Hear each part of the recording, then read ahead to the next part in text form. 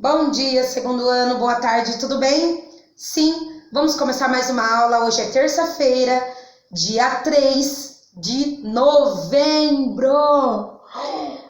Galera do céu, está acabando o ano. Isso mesmo, nós já estamos na reta final para acabar o ano. Vamos continuar então a nossa apostila. Creio que você estará mais inteligente. Então esse ano não desanima, porque nada foi perdido. A inteligência de vocês, a entrega de vocês para fazer as atividades, só depende de vocês. Por isso, não fique triste, né? Porque você está em casa, eu sei que bate saudade, bate aquela saudade. Mas continuemos firmes, vamos continuar firmes. Então, bora lá então. Pega o seu caderno, vamos falar um pouquinho lá sobre matemática. Pega o caderno, aba azul escuro. Por que a prof fica sempre falando a aba, o número da página, né? A prof já tá maluca. Aba azul escuro, página 141. Aqui, começa logo com uma atividade. Não vou colocar muito perto porque tem resposta. Aqui nós estamos, vamos relembrar, nós começamos a ver divisão. E aqui nós estamos falando um pouco sobre dividir um número, e esse número é dividido por 3. Então, vamos relembrar aqui essa página 141. Número 5, atividade. Tiago vai organizar os seus livros. Ele vai levar a terça parte dos livros para o escritório onde trabalha. O restante vai deixar na prateleira, o restante vai deixar na estante de sua casa, que tem 3 prateleiras. Olha o bonequinho aqui nos ajudando a como resolver esse problema.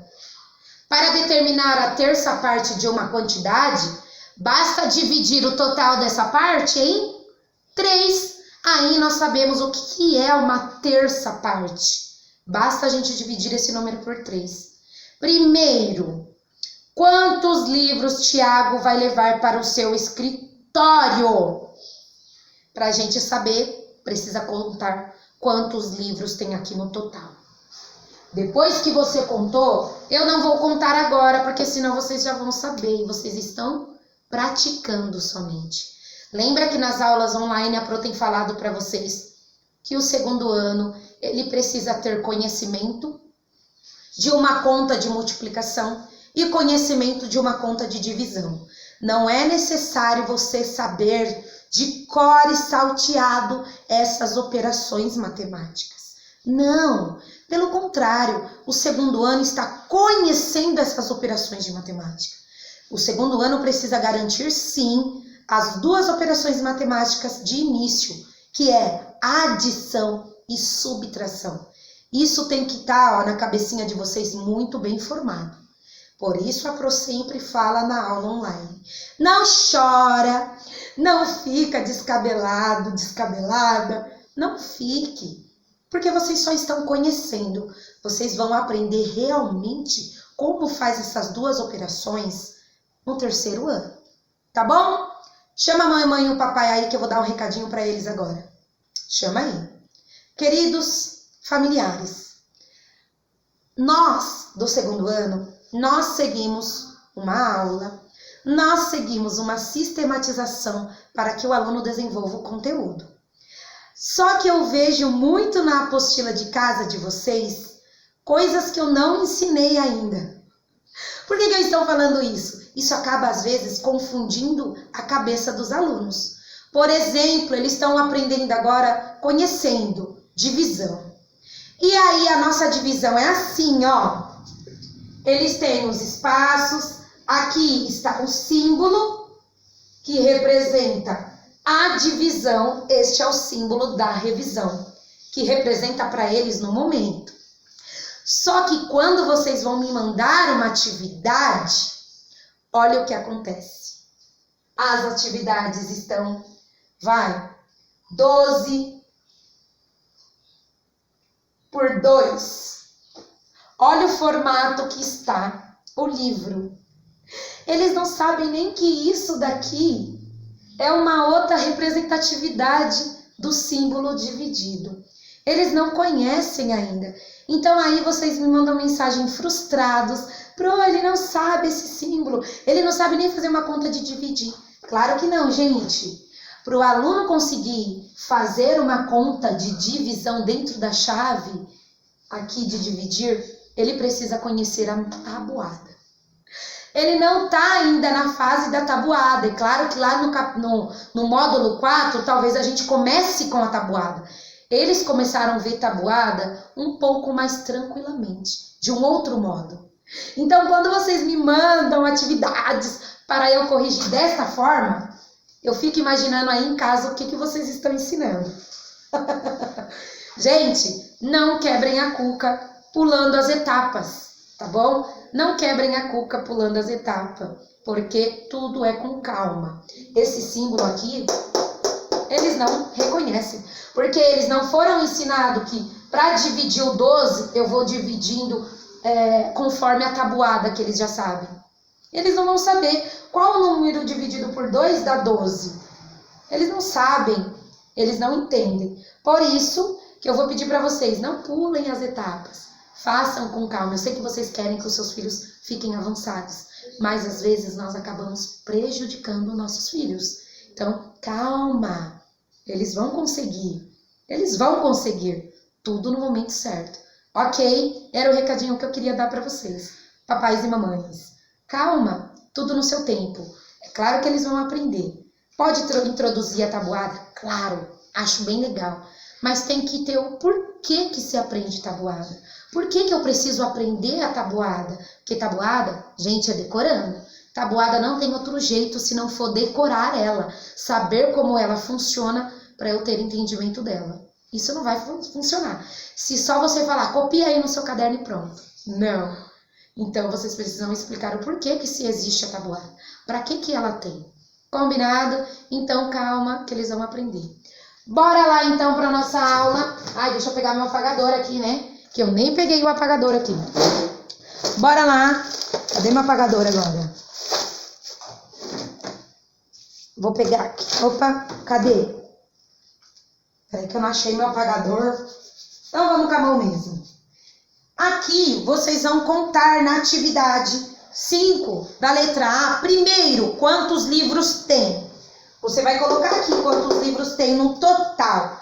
Por exemplo, você tá lá, obrigada. Por exemplo, você tá lá e deu 10 livros. Claro que tem mais, né, gente? Pela foto ali a gente consegue ver que tem mais. E aí, vocês vão colocar aqui o número 10, que é o total. Por exemplo, não é 10, tem que contar lá na imagem.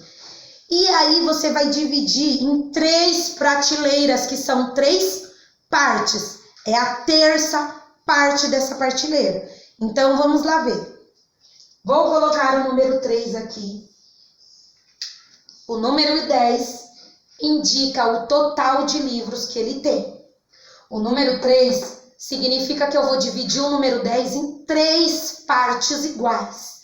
Lembra do grupo que vocês têm que fazer? Então, às vezes as pessoas já conseguem fazer 3 vezes, dividir o número 10 3 vezes sem fazer bolinha. Mas a Pro sempre está falando para vocês. Peguem uma folha de rascunho e façam os grupos. Olha o grupinho aqui. Vou fazer um grupo, 2 grupos, 3 grupos. Agora eu preciso colocar o número 10 nesses 3 grupos. Então, eu vou colocando um por um até eu chegar no número 10. Vamos lá? A Pro vai fazer risquinho para vocês entenderem, tá? Ó. 1, 2, tá dando para ver? Não, ficou muito fraco. Então, eu vou pegar o vermelho, peraí. Vou fazer um risquinho, 2, 3. Acabou a quantidade de risquinho que eu tenho que fazer? Não. Eu não tô dividindo o número 3, eu tô dividindo o número 10. Então, eu vou continuar até dar 10. Um aqui. 1, 2, 3, 4, 5, 6. Acabou, eu volto pro começo. 6, 7, 8, 9. Vamos colocar 9 aqui, porque é mais fácil para vocês entenderem. 10 ele vai dar quebrado, então vocês vão confundir aqui. Vamos colocar 9 dividido por 3. Eu diminuí aqui só para vocês entenderem. Vamos ver se eu cheguei no número 9 já? 1, 2, 3, 4, 5, 6, 7, 8, 9. Consegui. Coloquei 9 risquinhos, ou seja, 9 livros, dentro de 3 partes. Qual é o meu resultado, gente? O seu resultado vai ser o que está aqui dentro. Em quantos livros ou quantos risquinhos a Pro fez em cada grupo? Cada grupo eu coloquei 3 ou 4 risquinhos? Olhem aí. Cada grupo a Pro colocou 3 risquinhos. Então, a tua resposta aqui é 3. E por que a sua resposta não é 9 risquinhos? Porque o 9, ele foi dividido. Então, você sabe que o seu total antes você tinha 9 livros. Mas depois você dividiu em 3 partes. E cada parte ficou apenas com 3 livros. Ok? Toda vez que vocês fizerem conta de divisão, vocês precisam lembrar que o número que vem antes, ele mostra o número que vai ser dividido. Ele indica o número que vai ser dividido. E depois do símbolo de divisão, ele mostra quantas vezes, quantas partes vai ser dividido este número. Antes do símbolo é o número que a gente tem de total e vai dividir ele.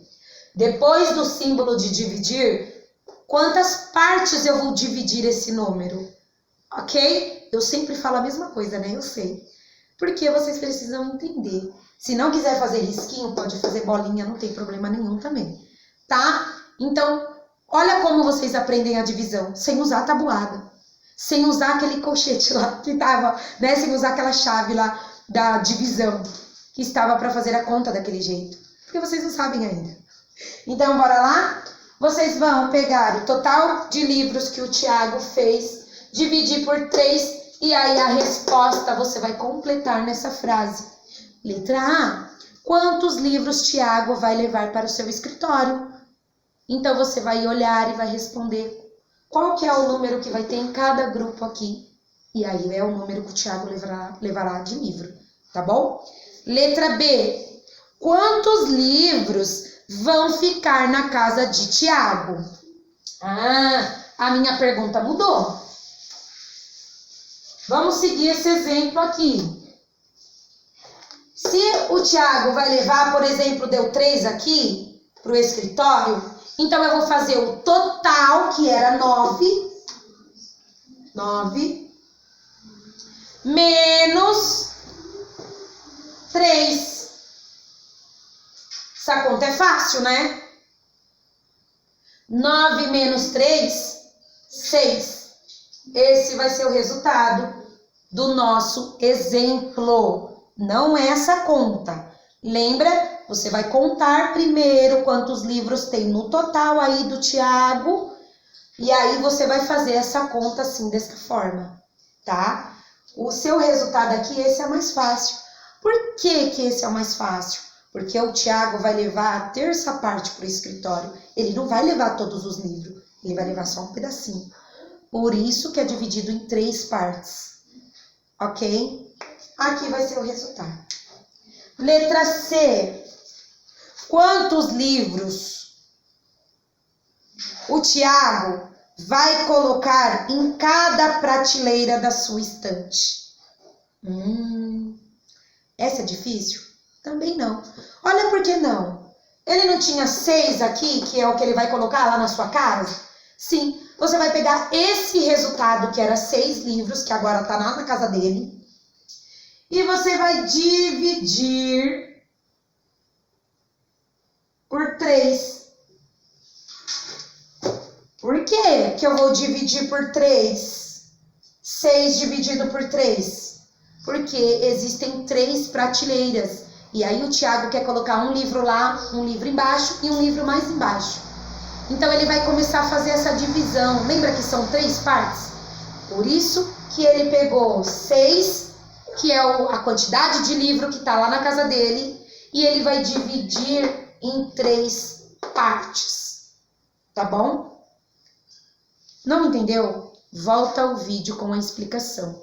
Isso daqui é só um exemplo, não é esse resultado, tá? O de início você já sabe que tudo começa com 3, ó.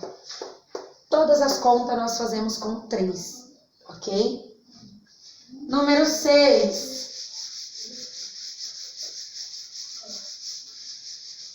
Atividade número 6 aqui. Usando a imagem ao lado, elabore no caderno um problema envolvendo a terça parte e entregue para o colega resolver. Este problema vocês não precisam fazer, tá bom? Porque eu vou fazer com vocês uma outra aula online. Não se preocupem com essa atividade 6. Pula a folha. Divisão por 4. Agora nós mudamos aqui a nossa fala. Divisão por 4. Raimundo fez esfirras e vai armazená-las em quantidades iguais, distribuídas em 4 embalagens. De acordo com a cena, quantas esfirras o Raimundo fez? Conta aí, Paprô. Quantas esfirras dá? Coloca lá na número 1. Número 2. Quantas embalagens ele vai utilizar? Ele vai utilizar 3, 4 ou 8? Muito fácil. Quando a Pro começou a ler o problema, já estava dizendo quantas embalagens Raimundo iria colocar as esfirras. Número 3. Para determinar a quantidade de esfirras que Raimundo vai colocar em cada embalagem, efetuamos uma divisão. Complete o esquema da resposta. Então, aqui você vai colocar o total de esfirra dividido pela embalagem. Vocês sabem a embalagem, gente, vou até colocar aqui. 4, porque agora começou a divisão com 4, então agora tudo vai ser 4. 4, e aí você vai dividir o total das esfirras que vocês vão contar lá, dividido por 4. E aqui vocês vão colocar a quantidade de esfirras em cada embalagem. Ou seja, cada grupo vai ter quantas esfirras? Lembrando aqui, eu falo a mesma coisa sempre? Claro que eu falo. Para vocês decorarem. Vai contar quantas esfirras deu. E vai colocar essas esfirras divididas em 4 grupos. Vamos fazer o grupo. Olha lá. Fiz 4 grupos. Agora eu vou começar a colocar 24. Vou colocar o número de esfirras aqui para vocês saberem quanto que vai dar no total. Tá bom? Pro, mas eu não entendi. Gente, pega essa figura aqui das esfirras, vou mostrar que dá até uma delícia, né? Aqui, ó, da forma. Contem um por um para ver quanto tem. Depois que você descobriu quanto tem, você vai colocar aqui, ó. Depois que você colocou aqui, que é a quantidade total de esfirra, você vai dividir por 4. 4 partes iguais. Lembrando que a divisão e a multiplicação são partes iguais. A Pro também sempre fala isso, né? São partes iguais, sim. Então, vocês vão dividir todos em partes iguais. Ok? Feito isso, vocês já vão saber qual é a quantidade de esfirra por embalagem. Portanto, não esqueçam de responder a frase no final. Raimundo vai colocar quantas esfirras em cada embalagem? Você vai contar. Quantas esfirras deu aqui em cada embalagem? E aí você vai colocar um número aqui, tá bom? Página 143, eu vou deixar como atividade para casa, tá bom? Acharam que não ia ter dever de casa, né? Claro que vai ter, porque nós estamos praticando divisão. E se a gente não pratica, a gente não consegue responder. Então, a página 143, ó, vou colocar aqui. 143 para casa. Ok? Escrevam aí, página 143 para casa. Por isso, eu não vou explicar, tá bom? Página 143 para casa. Ok? Sim. Agora, a Pro vai partir com vocês para a página 261. Página 261, aba verde, geografia.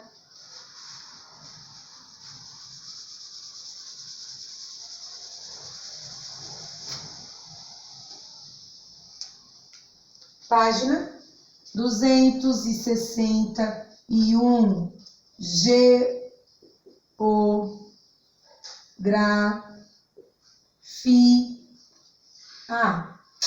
geografia. Estamos falando sobre o trânsito. Precisamos ter cuidado com o trânsito. Acompanhe a leitura que a Pro vai fazer, por favor. Cuidados no trânsito. Motorista, pedestre, motociclistas e ciclistas movimentam-se em diferentes sentidos nas ruas. Todo esse trânsito pode ser perigoso se as leis e as regras não forem cumpridas e se não tomarmos mais alguns cuidados. Infelizmente, todos os dias acontecem muitos acidentes de trânsito. Para evitá-los, vamos nos lembrar de vários cuidados que devemos ter no trânsito, principalmente os relacionados a pedestre. Para atravessar uma rua, o pedestre deve sempre procurar uma faixa de segurança. Caso ela não exista, devemos distanciar-se um pouco das esquinas para fazer a sua travessia. Os pedestres devem estar sempre atentos também aos semáforos para veículos, podendo atravessar apenas quando eles estiverem com a luz vermelha acesa, ou seja, quando estiver fechado para o veículo. Vira a página. Quando existirem semáforo para pedestre, é preciso seguir o que indicam. Pare ou siga. Antes de atravessar a rua na faixa de segurança, os pedestres devem olhar para os dois lados para ter a certeza de que nenhum veículo está vindo em sua direção. Lugar de pedestre é na calçada. Os pedestres devem sempre caminhar nas calçadas, pois são os locais mais seguros. Essa foi a página que a Pro leu, tá bom? E realmente nós estávamos conversando em ciências também, né? Que nós devemos tomar muito cuidado para evitar qualquer tipo de acidente, seja acidente de trânsito ou seja acidente doméstico. Doméstico, aquele que acontece em casa, lembra? Que nós estamos estudando em ciências, estávamos, né? Porque já terminamos. Então, nós precisamos ser cautelosos, ter cautela na hora de fazer alguma coisa, principalmente quando nós estamos na rua, segundo ano. Página 263 tem umas atividades aqui que vocês irão fazer. Observe as fotografias a seguir e em seguida escreva uma frase. Escreva frases que incentivam as pessoas a cumprir as regras de trânsito representadas nestas imagens. Depois mostre aos colegas e ao professor. Primeira coisa aqui. A criança, ela tá fazendo o que aqui? Ela tá sentada na cadeirinha. Então você vai fazer uma frase para as pessoas terem consciência que a criança tem que ir na cadeirinha. Lugar de criança é na cadeirinha com cinto protegida. Não é no colo do papai ou da mamãe, né? Segunda foto. Olha lá, uma família atravessando a faixa de pedestre, a faixa de segurança. Então você vai criar uma frase para incentivar as pessoas a continuarem andando na faixa de pedestre. E a última.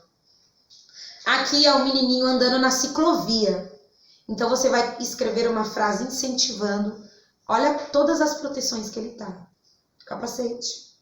Incentivando a continuar a andar pela ciclovia, ok? Muito simples. Página 264. Acesso para todos. Todas as pessoas devem ter acessibilidade para transitar por diferentes lugares. Acessibilidade refere-se às condições de acesso. É proporcionar às pessoas com algum tipo de deficiência ou mobilidade reduzida as condições necessárias para frequentar os espaços e utilizar os serviços do município, como os edifícios públicos, os meios de transporte e os sistemas de informação de comunicação.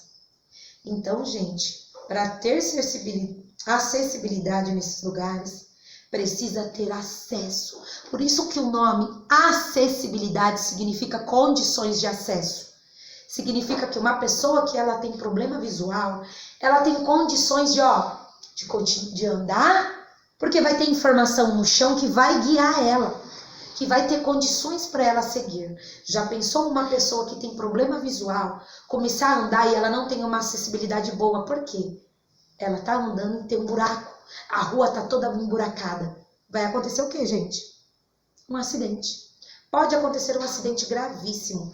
E isso que vem falar aqui sobre acessibilidade, essas condições de acesso. Eu tô aqui, mas eu quero ir lá do outro lado, eu quero ter acesso ao outro lado. Será que essa rua tá boa para eu ter acesso do outro lado? Então essa palavrinha acessibilidade se fala disso, tá bom? Desde o ano de 2000, a acessibilidade tornou-se obrigatória e garantida por lei no nosso país. Ou seja, todas as pessoas têm o direito de vir e de ir garantidos por meio da acessibilidade. Vamos aprender mais sobre isso? Vamos lá. Criaram uma lei aqui porque, gente, era tudo bagunçado. Não tinha lei nenhuma. E aí o cadeirante podia pegar um ônibus? Não poderia, porque não tinha espaço para um cadeirante pegar um ônibus. Só que quando foi criada essa lei no nosso país, no ano de 2000, a acessibilidade começou a ser obrigatória, ou seja, todos os lugares de acesso ao público precisavam oferecer condições para que essas pessoas pudessem frequentar. O nosso ônibus começou a ter acesso para essas pessoas. Vocês já viram que tem uma identificação de cadeirante no ônibus?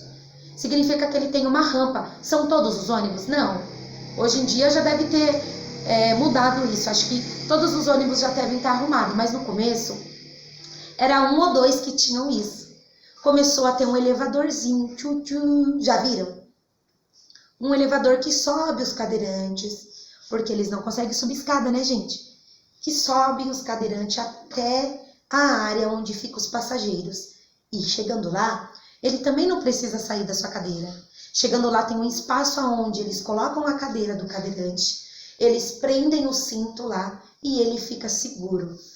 Então ele tem acesso para poder ir de um lugar para o outro. Olha que legal, gente, essa acessibilidade, o que ela é. Olha, ele conseguiu sair de um lugar para o outro com transporte público. Olha que legal. Mas não era tão legal antes, porque precisou ter uma lei para isso. Olha como que aconteceu tudo isso. Antigamente eles sofriam, eles não saíam de casa, precisava ficar ligando para os outros, precisava que os outros ficassem tirando eles da cadeira. E olha agora que legal, sendo obrigatório, mesmo assim é muito legal. Os pisos táteis, eu adoro piso táteis, vocês vão saber o que é agora. Os pisos táteis são feitos de alto relevo para que sejam perceptíveis para tato com os pés por meio das bengalas. Eles são instalados em calçadas, praças e em outros lugares públicos para orientar as pessoas com deficiência visual em seus trajetos. Como pode ver, observado na fotografia. Olha o piso tátil aqui, gente. É isso daqui que a Pro tá falando. Ele consegue perceber o deficiente visual com a sua bengala. Ele consegue tocar lá, aqui é por onde eu posso andar. É seguro, vai me levar para algum caminho, né? E ele vai saber que ele está em segurança. Olha que legal. Algumas praças, calçadas e estabelecimentos possuem em sua estrutura rampas de acesso para as pessoas em cadeiras de rodas ou para pessoas com mobilidade reduzida, conforme mostrado na fotografia ao lado. Em alguns ônibus de transporte público, existem espaços reservados para essas pessoas, bem como elevadores que possibilitam seu deslocamento. Quem tem mobilidade reduzida, gente, o que significa mobilidade reduzida? São aquelas pessoas que têm dificuldade para se mover, né? Eu tô andando aqui, ó. A Pro tá andando de um lugar para o outro. Só que tem pessoas que o seu físico não permite, né? Seu físico tem alguma mobilidade, ó. Ele vai se mover lentamente. Às vezes, ele usa até algum aparelho que vai ajudar ele a andar, né? A bengala, pode ser o que a gente... esqueci o nome, meu Deus. Que a gente coloca debaixo do braço. Pra andar quando a gente quebra o pé, sabe? Que fica assim. Ah, esqueci o nome. Meu Deus, fugiu o nome da minha cabeça. Não é tala. Tala é quando a gente quebra o pé. Ah, esqueci o nome, gente. Aquilo que a gente coloca. Quem souber aí, fala pra mim. Quando a gente coloca assim, ó, debaixo do braço, quando a gente quebra e vai ajudando a gente a andar. Não é bengala, porque bengala é de cego, mas é outro nome que eu esqueci. Acontece, né, gente? Não é ao vivo, mas é gravado. Acontece. Esqueci o nome agora. Vamos lá. E isso facilita quando as ruas estão organizadas, quando as calçadas estão bem estruturadas, quando tem rampa, isso facilita muito para essas pessoas. Alguns lugares, como agências bancárias, aeroportos, cinemas e teatros, possuem assentos reservados para pessoas com mobilidade reduzida. Como mostra na fotografia ao lado, que mostra a área de embarque de um aeroporto. Olha lá. Aqui existe uma foto que está indicando que lá é para quem não pode ficar muito tempo em pé, que tem a mobilidade reduzida. Às vezes a pessoa tem o osso muito fraco e ela não consegue ficar muito tempo em pé. Isso também é mobilidade reduzida, tá bom? E está reservado aqui para elas. Nos elevadores, além de avisos sonoros, na inscrição, nos elevadores, além de um aviso sonoro, ou seja, que a gente consegue ouvir, há inscrições em braille nos painéis para orientar as pessoas com deficiência visual, como mostra na figura abaixo, olha lá. Para descer ou para subir, além de elas ouvirem um barulhinho, elas também têm o braille, que quando você passa a mão, você consegue saber onde você tá. Você passa a mão, qual andar, o que está escrito. Todo mundo sabe isso? Só quem estuda braille. Só o deficiente visual, às vezes, quem enxerga também consegue, sim, mas só quem estuda, gente. Não adianta braille, é uma língua igual Libras, igual surdo. Não adianta ter lá os pontinhos de indicações, sendo que se você passar a mão aqui, você não vai estar sabendo que vai estar escrito nada. Porque esses pontinhos representam o nosso alfabeto. A, B, C, D. Então, quando eles passam as mãos, eles vão ajuntando e vão formando palavrinhas. Eles juntam as letras e vão formando palavras. Não é qualquer um que sabe ler braille. Precisa estudar. Muito legal, né, gente? Interessante da gente saber, né? Um tempo atrás eu estudei um pouco de braille, mas é muito difícil, meu Deus do céu. Algumas reuniões, eventos públicos e programas de televisão apresentam a tradução do que é falado em Libras, daquilo que a Pro acabou de falar. Libras é língua brasileira de sinais, como mostra a fotografia ao lado. Então, Libras, olha lá, ela é intérprete